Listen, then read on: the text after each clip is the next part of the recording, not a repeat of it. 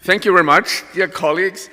Even more so than most of the podium, I will assure you I do appreciate the honor of being invited to sit here together with princes of the church and personalities who have actually taken a hand in shaping the destinies of their nation.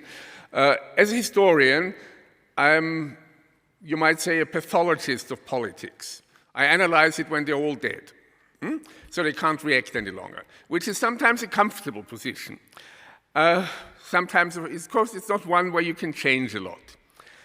I want to start with sort of an apology for the country where I come from, Austria. His Excellency, the Archbishop, was kind enough to refer to Vienna as one of the centers of Central Europe. And the apology is, why doesn't Vienna try and play that part?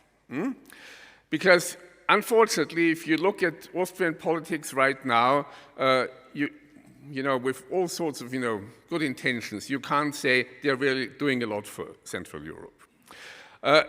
Once upon a time, you know that phrase, this is where all the fairy tales start. Once upon a time, and not even that far back, 4 or 5 years, things looked different. We did have a government where one half was completely in favor of Visegrad and the other half at least promised to be a mediator between Brussels and Visegrad. So things seem to be moving in the right direction. But unfortunately, the two parties that made up that government, to put it briefly, they messed it up. Now, without going into any conspiracy theories, obviously, their enemies prepared traps for them. Obviously, their enemies didn't play fair, but, what else did you expect? I mean, that's no real excuse for a politician to saying that the enemies don't like you. Well, obviously, that is so. Once it comes to that, it's a matter of crisis management. And 100 years ago, 1922, small rump Republic of Austria got a new government too, and it was headed by a Catholic priest, Monsignore Saipor, who, because he was such a, good and far-sighted politician with all sorts of tricks up his sleeve, he was sometimes called the Haut Richelieu, the Richelieu of Autriche, of Austria. And one of the things he said shortly before he took power was, the worst mistake is to get nervous. And that is exactly what happened in 2019. Everybody got nervous, the government disintegrated, and it all went to pieces. And if you look at polls right now, the two movements or so, who one way or another could be claimed for a traditional view of Europe and European values, would no longer command a majority right now, let alone cooperate. So I'm afraid the judgment on Austria, and I hope it's going to, in the long term, we're all dead, and in the long term, things might get better. But right now, I suppose things have to get worse before they can get better. So the outlook from Vienna is not all that promising, I must assure you. The other thing, and of course Professor Palko has practically said it all, so I can only really agree with him and add a few footnotes. And I completely also agree with my colleague from Poland about the Ukrainian issue and about the importance of NATO. But to start off from there are these two challenges that Central Europe conservative Central Europeans are facing right now.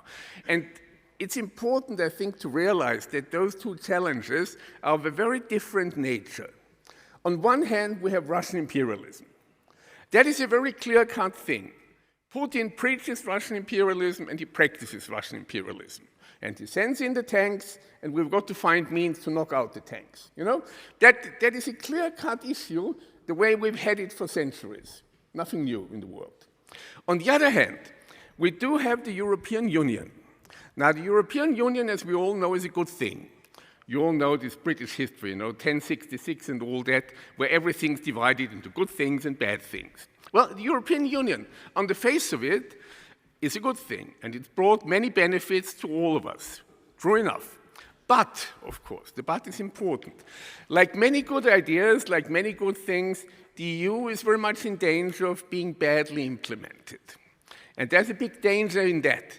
There's also a sort of structural background to that. The EU has now come to be enlarged, and I think the last count is 27 members. But the structure of the EU, the real sort of, mechanisms, how decisions are being taken, is still more or less restricted to the old, ancient EWG, European Economic Union, of 1957.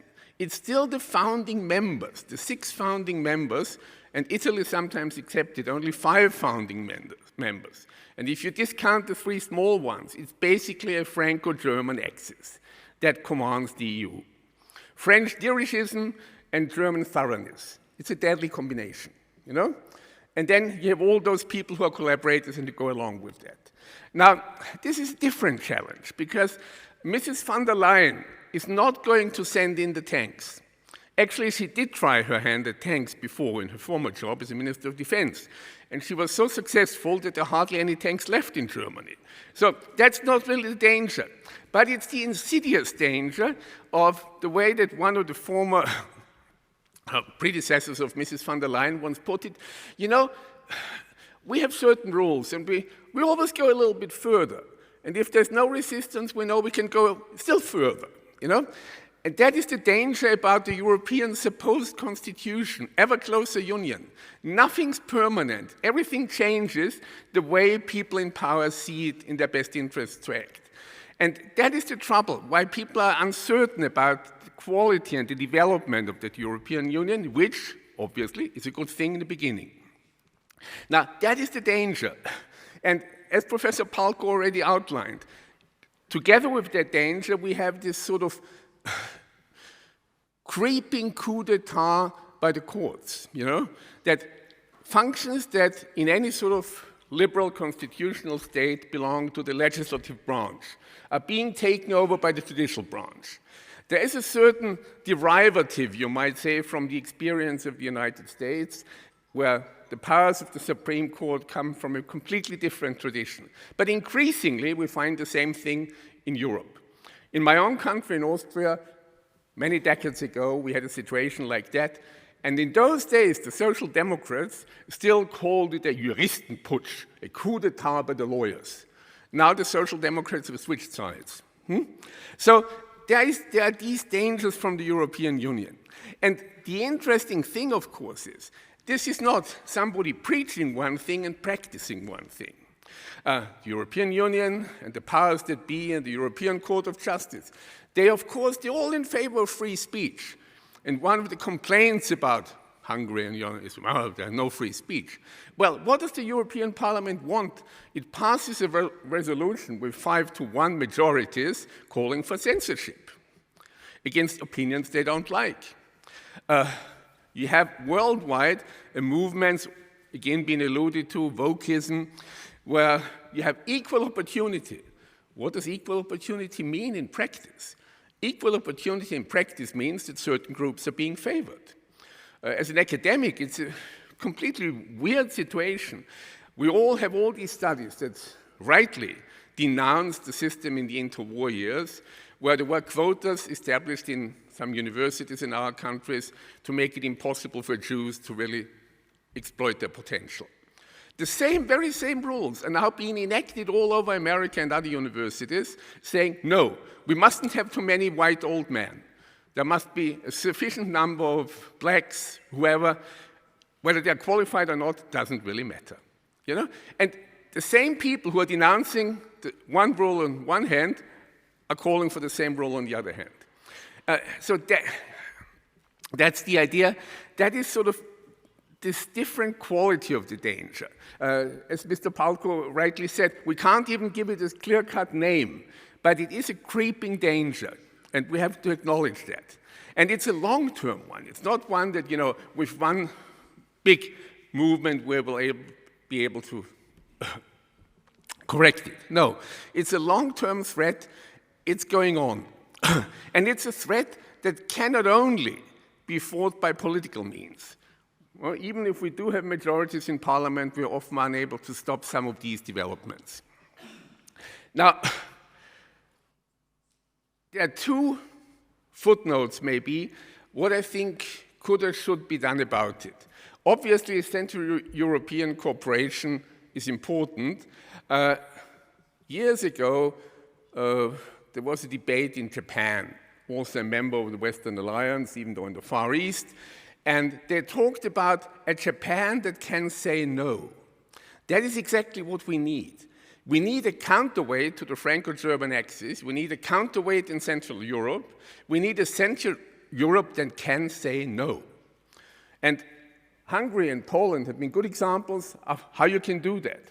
And I was very proud, I'm not a Czech citizen, but my wife and my son are, that 2 years ago, the Czech president, Mr. Zeman, on the 4th of July, he went to the American embassy and said, well, we all know that Black Lives Matter is a racist slogan, don't we?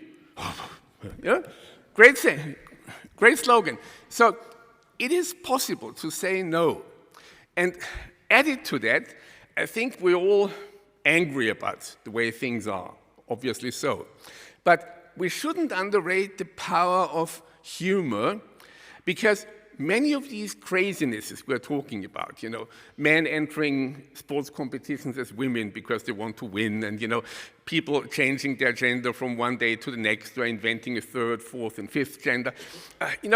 It's not like class warfare. It's not just dangerous. It's simply ridiculous.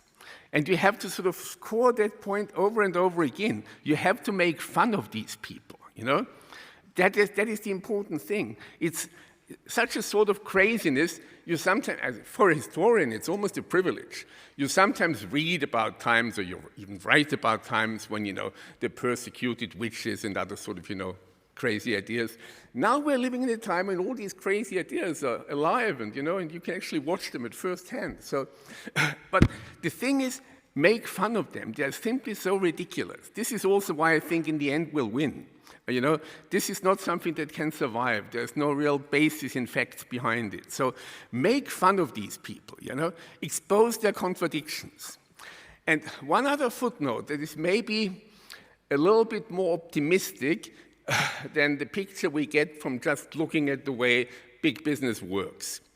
I remember the day, must have been a Wednesday, November 2 years ago, when for a certain period in time, it looked as if Trump was going to be re-elected. Janša believed that, and I hoped so. It didn't come to pass. But the interesting thing was, during those few hours, when it seemed that Trump would win, the American stock exchange went up, which is the managers of the big corporations had all supported the Democrats, or at least they did so because they didn't want it to be said that they did not, They were being this sort of, special heroes idea that you have in some of these managerial groups. And go back to a classic 1941, James Burnham, the managerial revolution. Big business is no longer the owners. It's not the capitalists, it's the managers. The managers may have supported the Democrats, but the owners, the people who actually owned the shares, they were glad that Trump had won. So what we need is an empowerment of the owners, an empowerment of the owners of big businesses, and an empowerment of the owners of the democracies, the majorities. Thank you very much.